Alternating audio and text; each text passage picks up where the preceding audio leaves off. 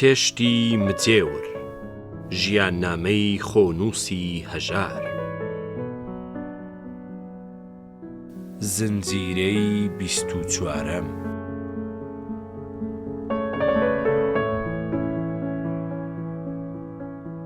قزڵجی لە خانێکی توتن و ماز و کڕین لە لای عەبدولقادر ئەفەندیەک کاری دۆزیەوە.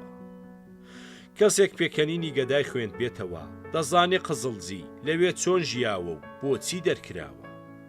بەیانی زوو من دەچوومە سەمونی گەرم و پێخۆرکڕین، زەبیحی چای لێدەنا، قزڵجیش هەر خواردنی لەسەر بوو. نیوە ڕۆیان دەچووینە کەبابخانەیەکی زۆر هەرزان لە بازاڕێکی چەپەکدا. باجی ڕەتجۆی خاوەن ماڵ ڕۆژێک پرسی لەکوێ نیوە ڕۆژ دەخۆن؟ لە کەبابخانەی بازاڕی سەدریە. ئای دەغی لە نەکەن، شەوێ دیم نیوە شەو لەو ماڵە جیرانەمان کە فایتۆن چییە سرت و خورد دەهات ترسام. لە دیوارەوە ڕوانیم سەودای ئەسپێکی تۆپی بوو ئەو کەبابچیە کڕی.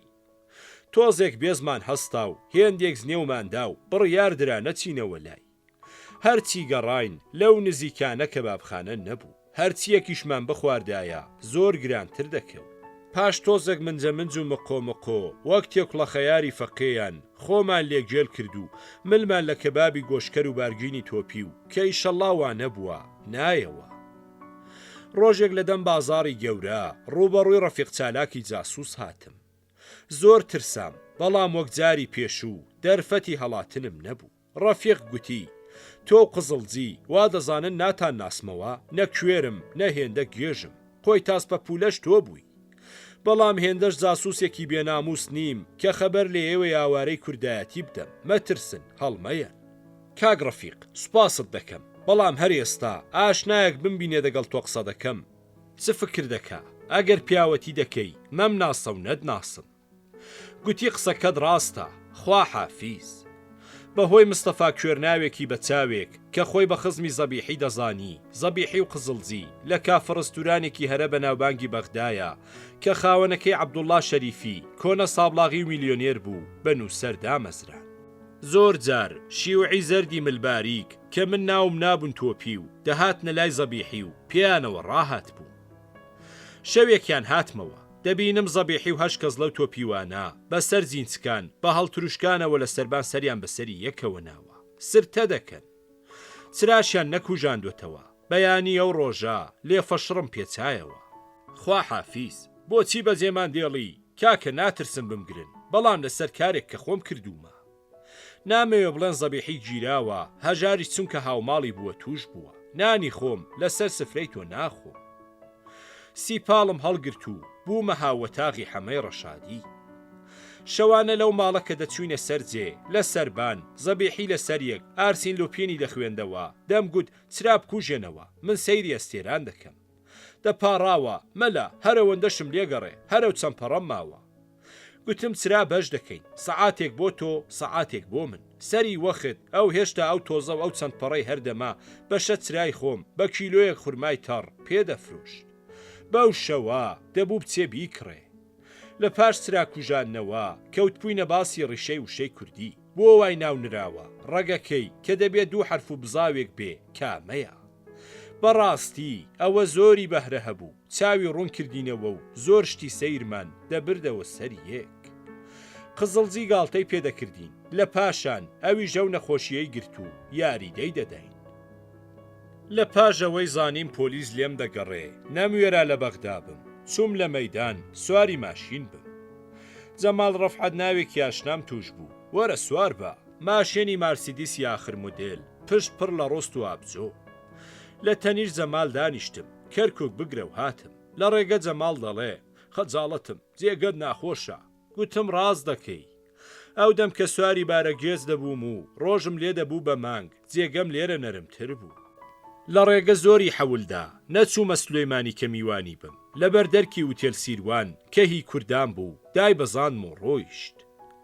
لە وتێل بردیانمەوە تاقی ژمارە 13 کە لەبەر نەحسی سفریان لێنووسی بوو. لە دیوار تەقویمێک هەبوو دیار بوو 13 مانگە.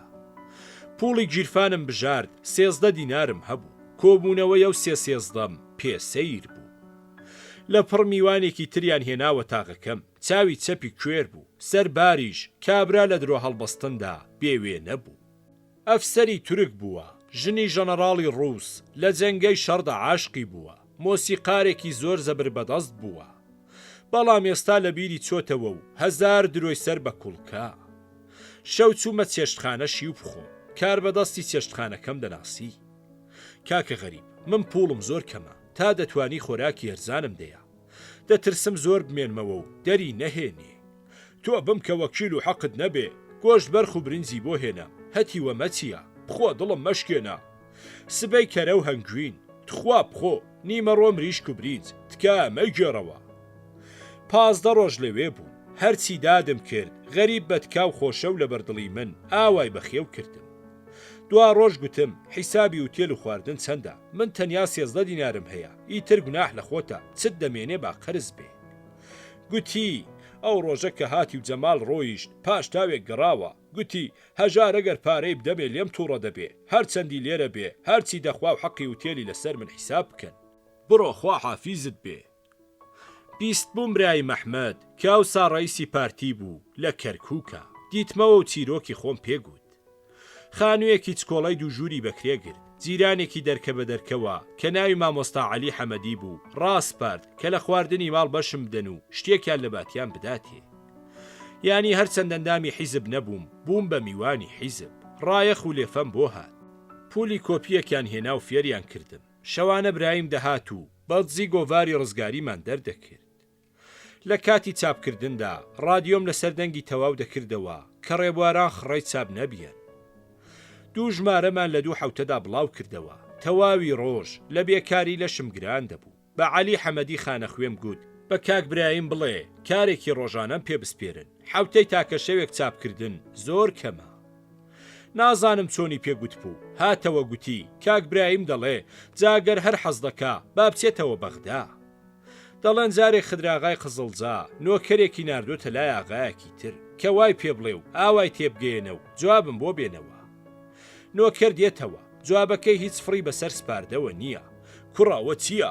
ئاغا لە ڕێگە فکرم کردەوە، فەرمایشتەکانت زۆر بێتان بوون، بۆ خۆمە مەم گوت و ئەوەم تێگەیان، ئەویش ئەم جوابەی داویەوە. لێم نەپرسی تۆ چت گوت، بەڵام بەبێ خواحافیزی هاتمەوە بەغدا، چوومە ماڵەکەی حەما. لەو کاتە لە ماڵەکەی کەرکووک بووم، تووشی سەید ئەحمەدی سەیدتەها هاتم. کاکە چۆن وا دەبێ؟ ئێمە برای کۆمەڵین، من چەندێم هەیە، هیچ پۆلیسێک ناتوانێ بێتە مڵکی من، بشزانن ناتوانن بتگرن، قورعان بە حەقت بە ساحیبت، سبەی دەگەڵ خۆمت دەبم. کاک سەید ئەحمەد، پولی کۆپیەک هەیە، با دەگەڵ خۆمی بێنم، کە دێی تۆ بۆشتی وا دەناڵێ و زۆریش خزمەتە بۆ کورد. بەسەر چاو ئەویشت بۆدا دەمەزرێنم، سبەی سەعاتەش دووەرە بە ترۆمبیل دەچین ماشێن و کەلپەلت هەڵدەگرین، بەڵام نەچی پەشیمان بیەوە لە پیاوی بەدقەول تووڕەم. لە برای من پرسی، گوتی زۆر باشە. سبەی هەر سەعات حەوت گەیمە وتێل، هەی هوو سەید ئەحمەد دەمێکە ڕۆیشتووە، ئێستا و ئێستاش نەمدیتەوە. ڕۆژێک مامۆستا عەلی حەمەدی جیران و خانەخوێم هاتە لام، دەربارەی مارکسیستەوە دەدوا و هێندێک پڵیخانۆف و مڵیخانۆفی تێدا بوو کە دەیگوت فڵان ڕجعی و فڵان تەقەدومی بوو. من تێناگەم و هەر دەڵێم بەڵێ، لە پڕگوتی من زۆرم مرتەجیع ناخۆش دەوێ. بەڵێ مرتەجیع زۆر سەگ بابە. ئەرێ هەژار مرتەجیع بەچی دەڵێن؟ بەخدا مامۆستا منیش نازانم، بەڵام ناخۆشم دەوێ. ئەوەم هاتەوە بیر کە ئەو دەمەی لە تەورێز لە بیمارستانی ڕووسان بووم، مدیری دژبانی تەورێز لە حوکمی پیشەوەریدا کە ناوی نەمازی بوو، دەگەڵ مندا لە ژوورێک بووین کە ئەویش نەخۆش بوو. هەر قسە دەکەوت دەیگوت من کۆمونیستم، ئەی تۆ دیارە منیش کۆمونیستم. ڕۆژێک دوایەوە گوتی من کۆمونیستم، پرسی هەژار پێم ناڵێ کۆمونیست چییە؟ نەمازی گیان حەرام ئەگەر پتر لە تۆی لێ بزانم. نەدەکرا بچمەوە دوکانی وەستا، دیسان بێکار دەخولامەوە و دەمپرسی، بەڵام ئەمجار برسی نەمام، قزڵجی و زەبیحی کاریان هەبوو، یاری دەیان دەدام. ڕۆژێک تووشم هات بە تووشی ئارتینەوە، گوتی ئەرمەنیەکی دەرمان فرۆش دەڵێ بچۆ کەرکووک، شاگرد عەکاز بە، مانگێ 16 دینار وەرگرە، من ناچم، تۆ لە زیاتی من بچۆ، ماڵت ئاوا بێ. بلیتی قەتار و 2 دینارم لە ئەرمەنیەکە ساند، گوتی ئەگەر قبوڵیان نەکردی بەو 2 دینارە دێیتەوە بەغدا و زیان ناکەی. لەسەر ڕاچوومەوە کەرکووک، لا یەرمەنیەک پۆرتۆیان لە ستۆدیۆ سۆنا بوومە شاگرد. شاگردێکی سووریایی مەسیحی هەبوو، جامی ڕتوش دەکرد و عەکسی گەورە دەکردەوە، ناوی حەننا بوو. من لە ژووری تاریکە عەکسم چاپ دەکرد، منداڵێکی یاشۆریشی کردبووە بەردەستم. پۆرتۆیان مهندسی نەفت و لە شرکەتی کەرکووک ببوو، دەرکرا بوو، لە عەکاسی نەدەزانی و کارەکەی ئێمە بۆمان دەگەڕاند.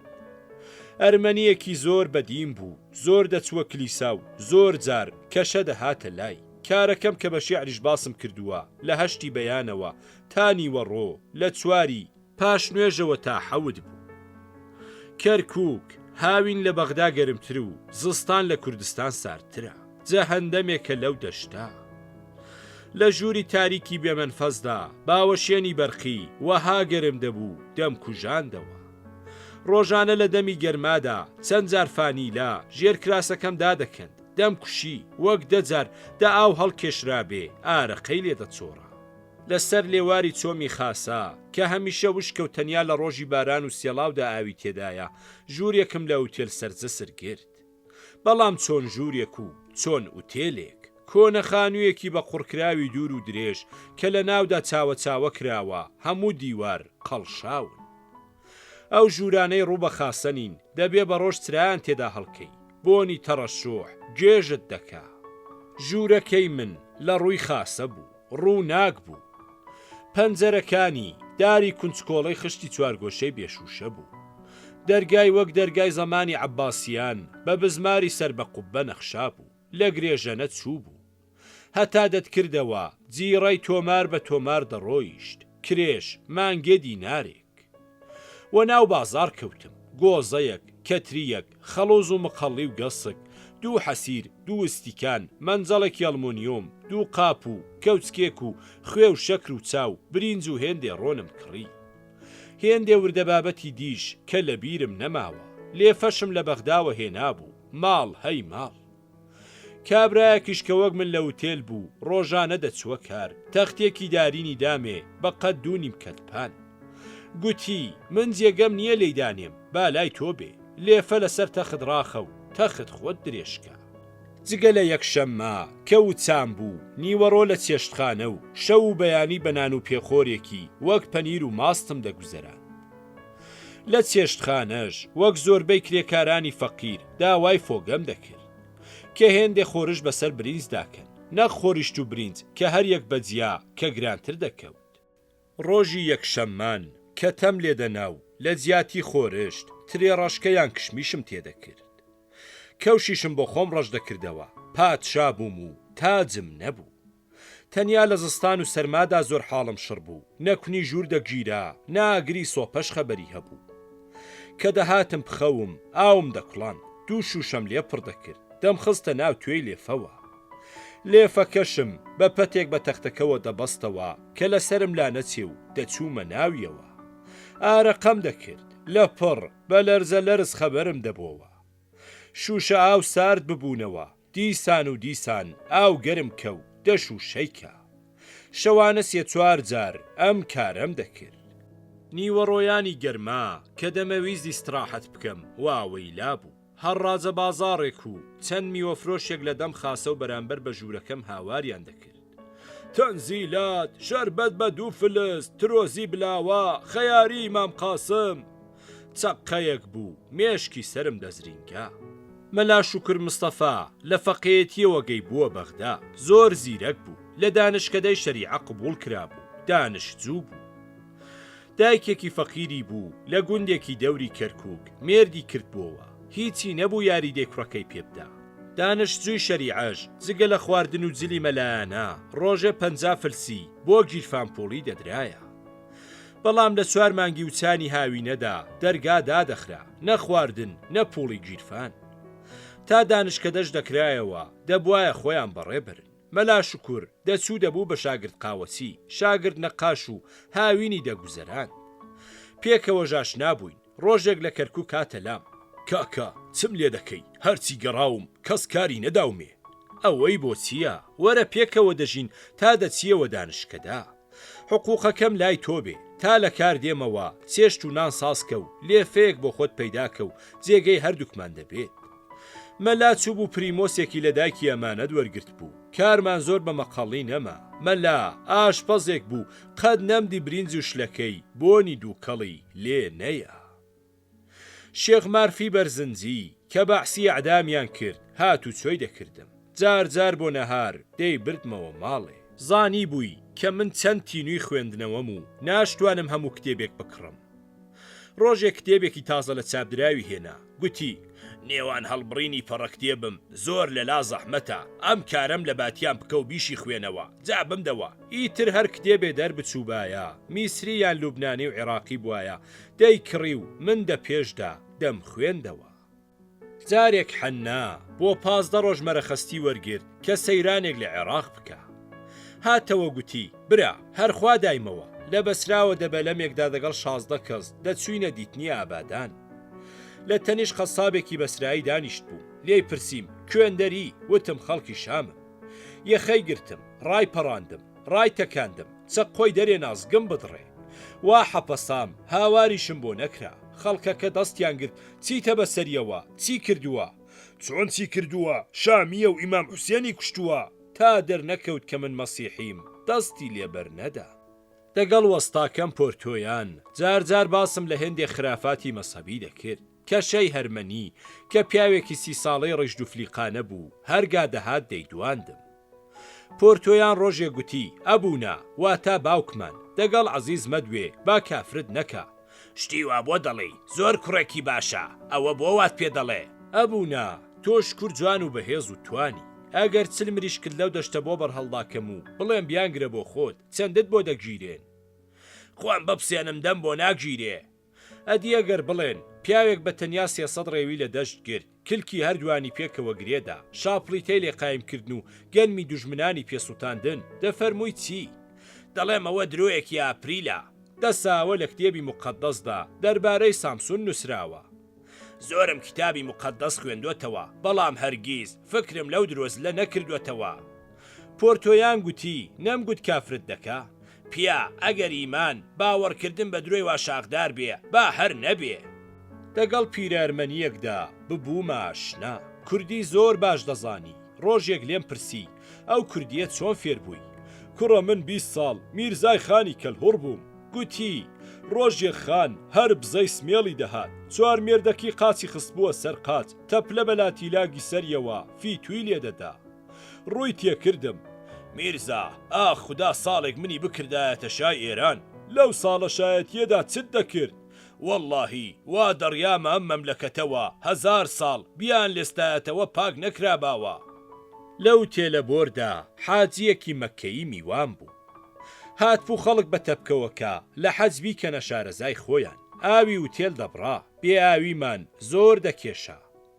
گوتم حاجی دەگەڵ ئاوی دەستنوێش چۆنی؟ باشم، ئەسحابی پێغەمبەر لە تێکڵە گوێزێکدا غوسلیان دەکرد. مەلا شوکوور بردمیە دیدەنی مەلا سەعدوڵڵا ناو کە پیاوێکی زۆر بەدینە، لە مزگەوتی شۆرجەی کەرکووک بە خزمەتی گەیشتی.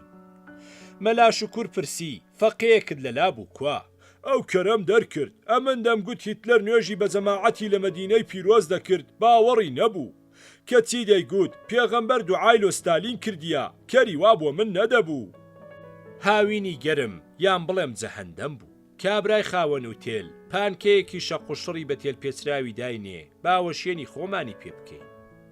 مەلا شوکر گوتی ماڵە دەوڵەمەندی بەغدایە، وشتر خۆرە بەبەر پەنجەرەوە دەگرن و تەڕی دەکەن، هەوای پانکە ساردتر دەبێ.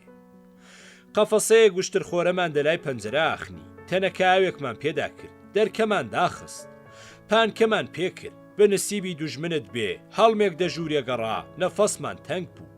وەختا بوو بخنکەین، لای دەرکەمان نەدەدیەوە بیکەینەوە، بە هەڵمەوە یەکێک دەرکەی کردەوە کە بزانێت چ باسە، ڕامان کرد.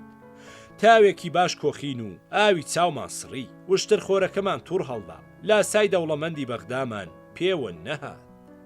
ڕۆژێک مەلا گوتی خوێندومەتەوە کە میوە هەر تێکڵەکەی زۆر بەکارە، پێستی پیاو ساف و ڕووناکتر دەکا.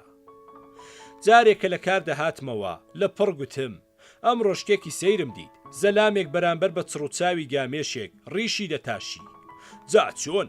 گامێش هێندەی تێکڵە شووتی خوارد بوو، نێو چاوانی ببووە ئاوێنە.